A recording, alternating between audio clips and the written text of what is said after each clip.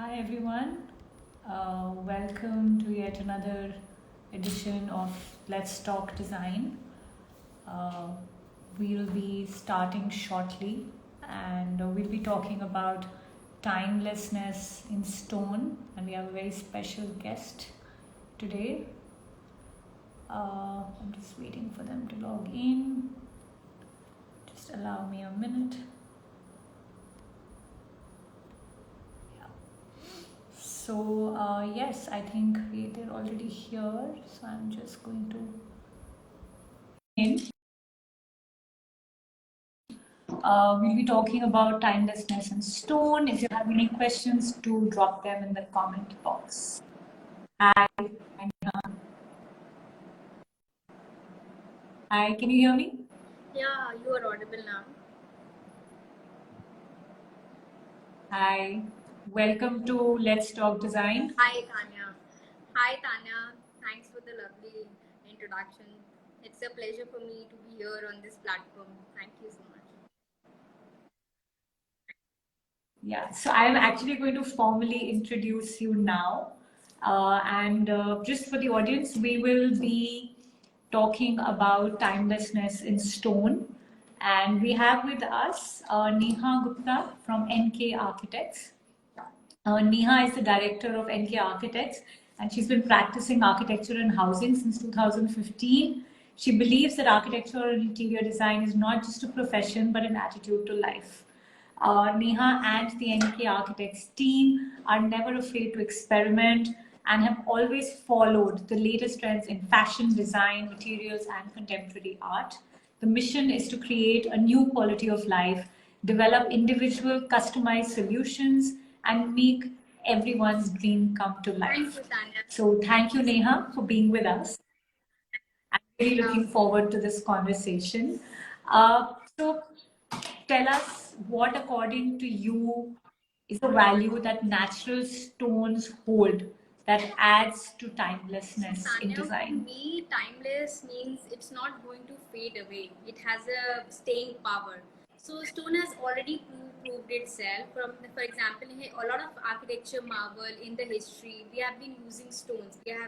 So for example, like Taj Mahal, we have used a Makrana white. All the Jaipur is done with red sandstone. Jaisalmer is done with the yellow sandstone. And plus, the stone has its own timelessness because of its nature. I would say that each and every block is different from each other. For example, if you select one stone, that will be definitely going to be different from the shades or from the tones or from the veins. So it depends upon that. That is why it is timeless. It can't be manufactured in a factory manner. So it is a timeless object. And what sort of stones have you worked with that you think add to this timeless So criteria? we have worked a lot of with Satvario. We have worked. So we are doing one of the project in Southex where we are using a lot of sandstone, mocha crema. So there we are going for some new classical design, right? So for that we're using a lot of arches, detail in the arches. We are using a lot of stone coping with that, a lot of balustrade of stones. So and plus we have also used combination of slate, granite. So we're using a lot of kind of stones in different in our projects. Are there certain techniques that help one achieve, this sort of classic quality in spaces, or vintage designs, or the whole value of timeless design?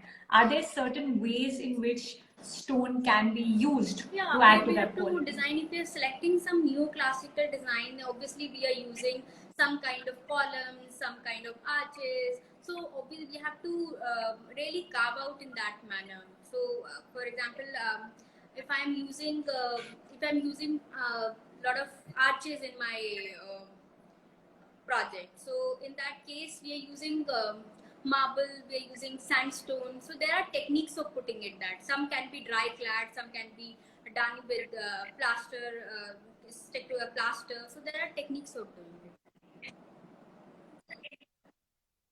Okay.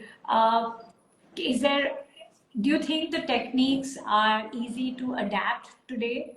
Or are they restricted to craftsmen from a particular region? Do you think it's technology that is available Yeah, to it is everybody? available to everybody. I would say that in the past we used to have handcrafted. A lot of handcrafted was done, but nowadays because of the CNC tool, a lot of things have become easy. For example, if you're using an ionic column, the flutes can be done. CNC cut can be done before we are getting it on the side, or some details are there. So we can. The CNC tool has made our design very easy for us.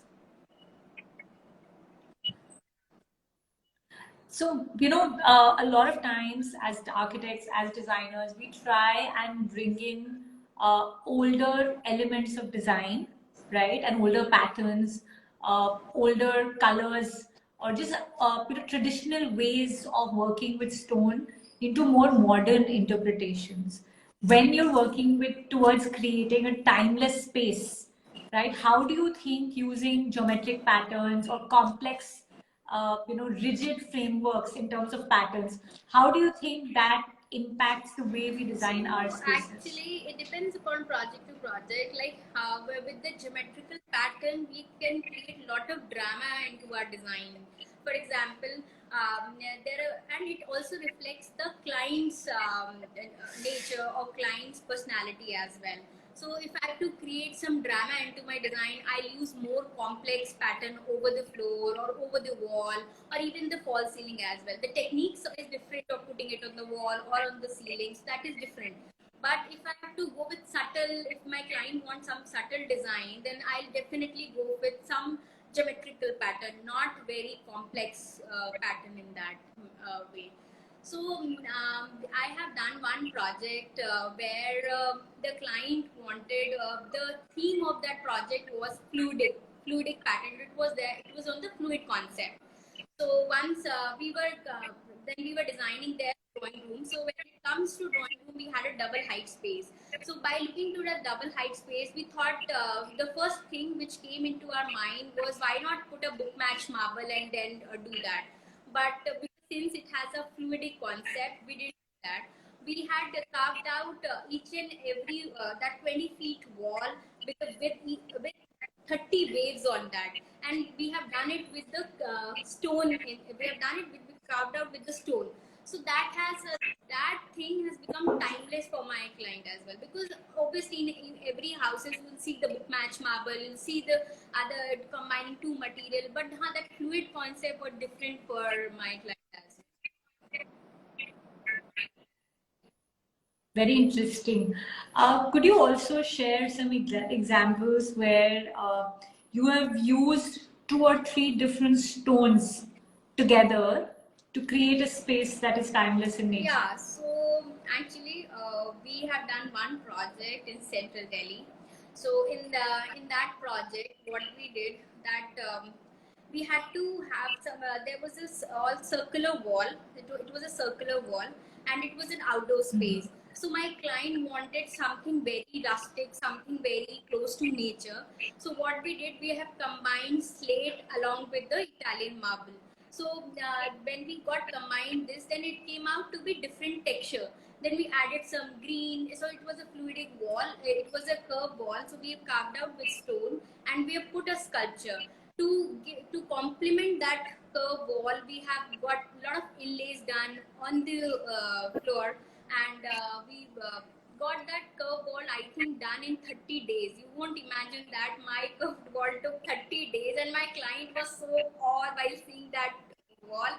And we always try to experiment with stones, and we once whenever we from last 7 years we are practicing. So from first day I was very much into stones. I was very much into marbles. So I always thought I will definitely leave mark on each on my project with some stone, with some pattern. Nowadays also what we do in dining area, a lot of people put rugs over the dining space, and but we thought we should not do that, because that creates a lot of hygiene issue comes for the cleaning that carpet. So what we do, we normally get some inlay done under the table. We get some inlay done at the lobby areas. So sometimes stone can be used. Stone can be used as a functional requirement, and sometimes it can be used for the aesthetic purpose. So it depends where we're using what sort of marble. Okay, interesting, very interesting. Would you like to share that? See, one is of course pattern, right, which is a very defining element when working with stone. There are two other patterns. Yeah. One is texture, right, and the other is color.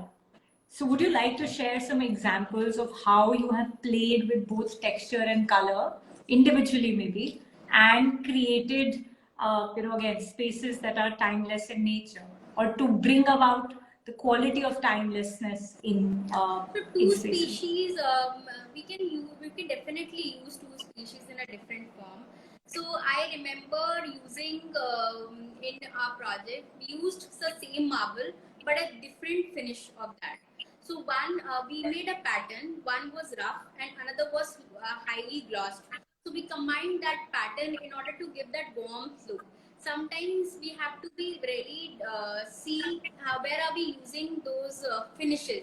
For example, in washroom, we have to really see what kind of polish or what kind of pattern we are creating on the floor, so that doesn't it is not, it is anti-skid. Sometimes in lobby we have to be really very particular about the warmth of that space or the aura of that space. So we have used a lot of time. So I remember using the black marble along with the Satvario. So we used golden potro along with Satvario. We had created a leaf patterned in one of the hotel lobby, which we did. So depends where are we using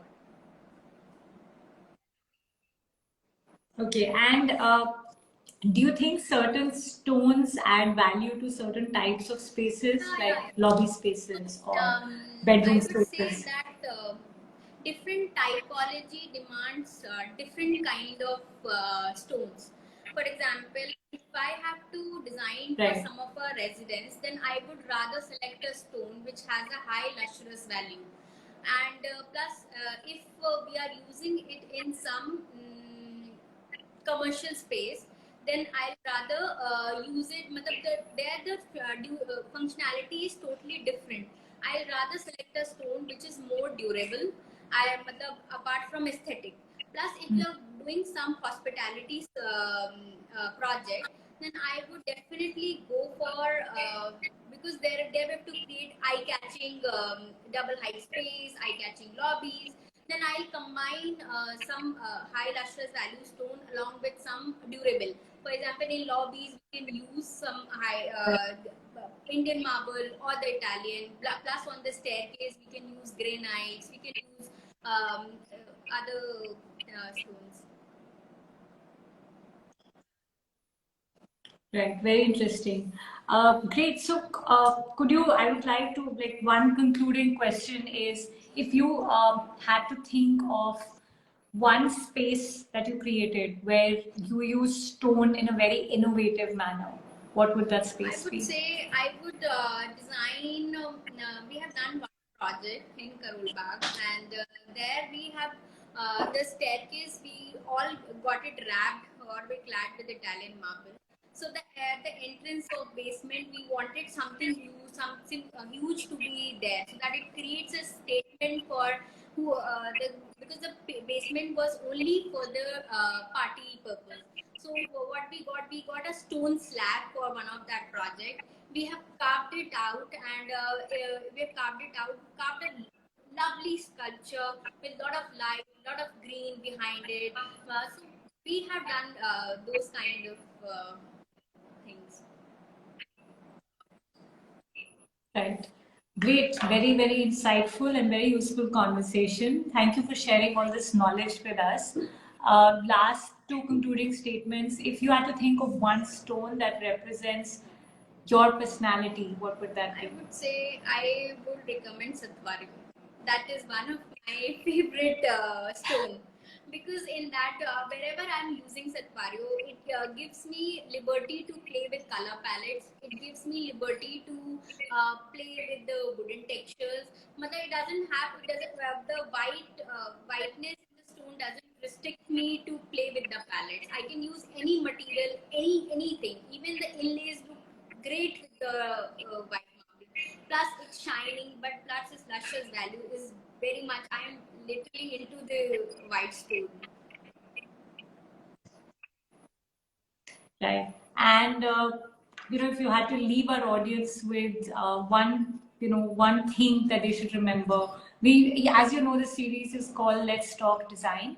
So when it comes to Let's Talk Design, what is the one thing that you'd like to leave our audience with? So I would say, whenever you are purchasing any marble, just see the thickness of the marble as well. Don't just go for the design. Obviously, the texture, the color, the veins, that is really important. But the thickness also matters. Sometimes we purchase a marble which is not right for the flooring. It might be right for the walls, but it's not right for the flooring. For example, if we are using in the kitchen slab, please see the porosity of that surface, porosity of that marble. If it is highly porous, then we can't use it on the counter slabs. We have to see the porosity before we are taking or selecting any stones. Okay, great. That's a very, very good point. Thank you.